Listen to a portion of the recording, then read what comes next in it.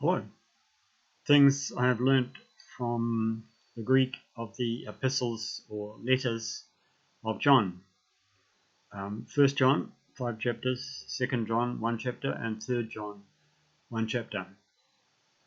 And I read these in separate video files in Greek using the pronunciation of Erasmus, the great 16th century Renaissance scholar.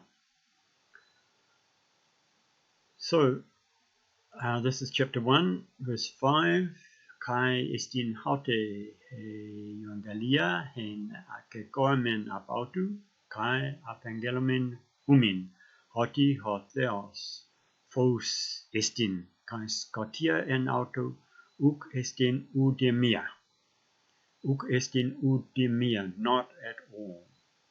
So the evil in the world isn't in the slightest degree from God. God is light, phos, scotia, darkness, symbolizing evil. There is none in God, none at all. Uk est in udemia, we could say none at all. God is light, which symbolizes perfection and purity. So it's good to know that with all the evil in the world, that God has nothing at all to do with it, and there is not the slightest tinge or touch of any evil in him. That's a very reassuring thing to know. Next point. These are a random selection of points that have just come up in the course of looking through these epistles. Or letters comes from chapter 3, verse 6 down to 10. There they are. I won't read them again now, but I'll just come down to the point. These verses have caused people a lot of grief and anguish, particularly chapter 3, verse 6. Pas ho enatomenon uk hamartane, does not sin. Pas ho hamartanon uk heoraken auton ude egnoken auton. And the King James Version translates this: whosoever abideth in him sinneth not. Whosoever sinneth hath not seen him, neither known him. Or the NRSV, New Revised Standard Version: no one who abides in him sins. No one who sins has either seen him or known him. And this has caused a lot of anguish because people, like everyone, Christians do sin, and a lot of people with tender consciences feel very badly because the verse says, no one who abides in him sins. But they say, but I've sinned. I sin all the time. So maybe I'm not among the elect. Maybe I'm not really one of God's people. Maybe I'm really condemned to death, to hell. However, we notice that other versions say it a bit differently. For example, the NIV, no one who lives in him keeps on sinning. The NRSV just said sins, but the NIV says keeps on sinning. And then it goes on to say, no one who continues to sin has either seen him or known him. Why the difference? Well, the point is that the one form of the present tense in Greek corresponds to several in English. So hamartane could be translated sins, is sinning, keeps on sinning, or continues to sin.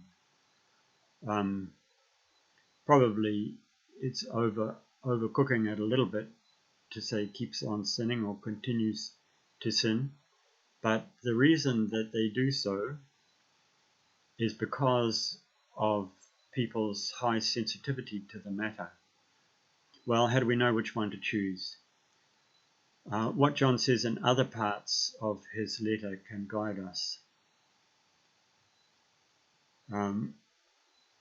If we walk in the light as he is in the light, we have fellowship with one another, and the blood or the sacrificial death of Jesus, his Son, cleanses us from all sin. If we say that we have no sin, we deceive ourselves and the truth isn't in us. So here it seems to be saying the opposite thing. If we say that we have no sin, we deceive ourselves and the truth is not in us. But if we confess our sins, he is faithful and just to forgive us our sins and to cleanse us from all unrighteousness. If we say that we have not sinned, we make him a liar and his word isn't in us. My children, I write these things to you so that you won't sin. So that's the ideal. But if anyone does sin, we have a paraclete. In older versions translated comforter, and other versions translated advocate, like as in a legal court. We have an advocate with the Father. And who is this advocate? Jesus Christ, the righteous one. He is the payment for our sins, not for ours only, but also for the sins of the whole world. I'm not saying that the King James Version or the NRSV are wrong. It's quite in John's style and a biblical style generally to state the case simply, directly, uncompromisingly.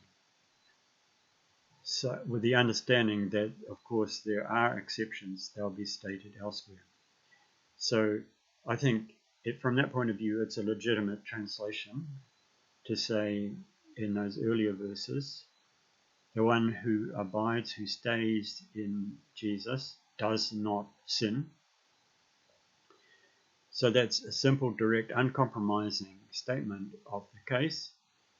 And if you look elsewhere, exceptions are stated and, the case is explained more fully. So, here we have it. Over here, let's look at chapter 2, verse 2 again. He is the propitiation in the old theological term, the payment for our sins. Not for ours only, but also for those of the whole world. And this particular phrase, not for ours only. C.T. Studd, an early missionary, had those words, not for ours only, framed on his wall, and to him it was motivation for evangelism and missionary work. We, as Christians, benefit from Jesus' blood, from Jesus' sacrificial death, but it's not intended for us only. It's a message that we have to take to others who haven't heard, who don't know. Now we come to word plays, a favourite theme of mine, as anyone who's watched any of my other videos will quickly see. Here's the notable ones that I've selected. I write to you, fathers, because you have known the one from the beginning. I write to you, young men, because you have conquered, overcome the evil one. Young men, neaneskoi, nenekekate. So those two words sound similar, at least have a lot of sounds in common, and so that's why they're put together.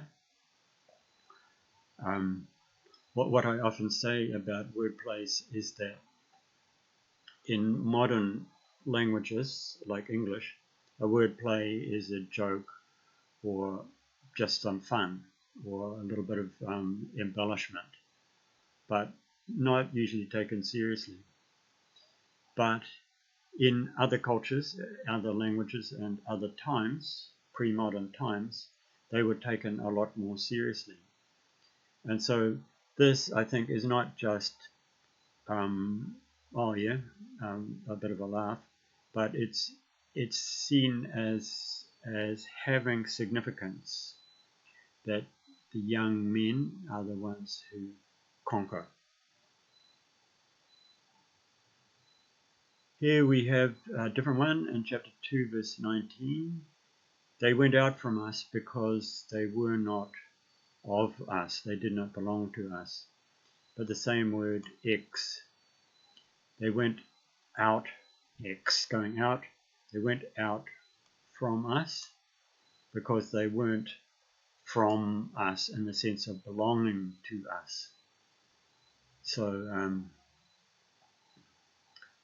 that using the same word here in some ways kind of expresses a paradox, if you like, or the fact that they were mixed with us but didn't really belong. Here's another one. I'm not quite sure what the reference is there. I missed part of that.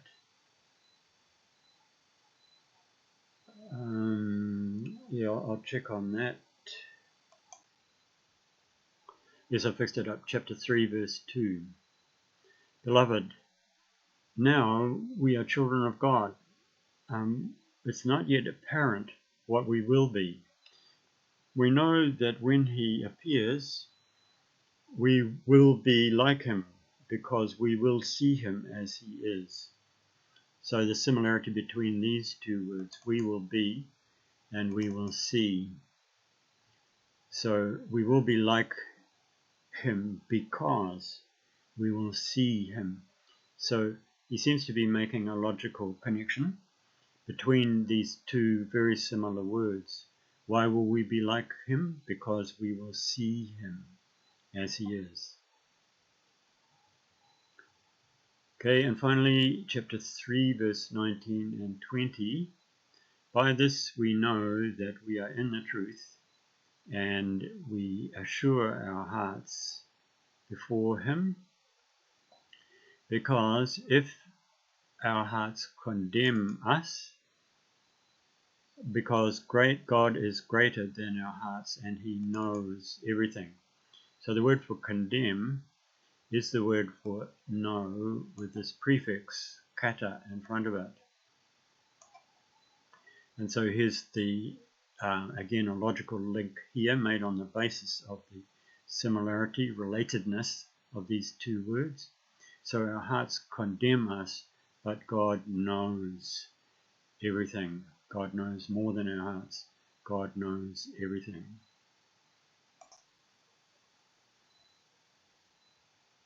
Verse 20, if someone says, I love God and or but hates his brother, he's a liar.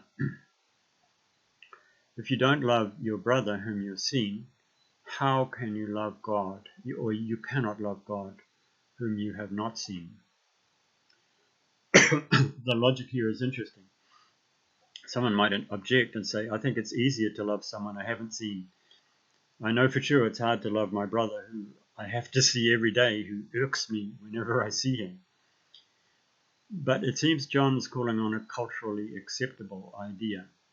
He's basing his argument on that. Every culture has many of these generally accepted ideas. For example, that mothers-in-law are interfering. Stepping on cracks is bad luck. Well, there's any number of them. And popular proverbs expressing generally accepted truths in a culture. But they don't often carry over into other cultures. And I've talked more about this in other videos. So I think the basis here is obviously some kind of generally accepted idea. Okay, finally, two verses in the other two letters, 2 John verse 12 and 3 John verse 13. I have a lot to write to you. I don't want to do it through the medium of paper and ink. Melanos coming from melas, black, and also meaning ink. So probably they made the ink out of soot or something like that with a black color, so they just call it melas. And chartes, paper. But I want to be with you and mouth to mouth, to speak mouth to mouth.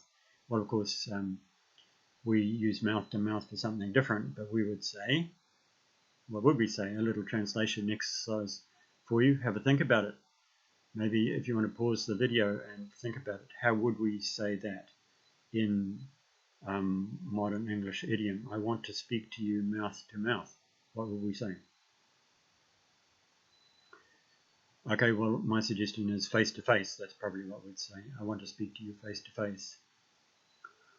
And then same thing here in John 3 verse 13. I have a lot to write to you, but I don't want to do so, understood, with ink and a reed pen to write to you. Yeah, okay, so he says to write to you. So my question is,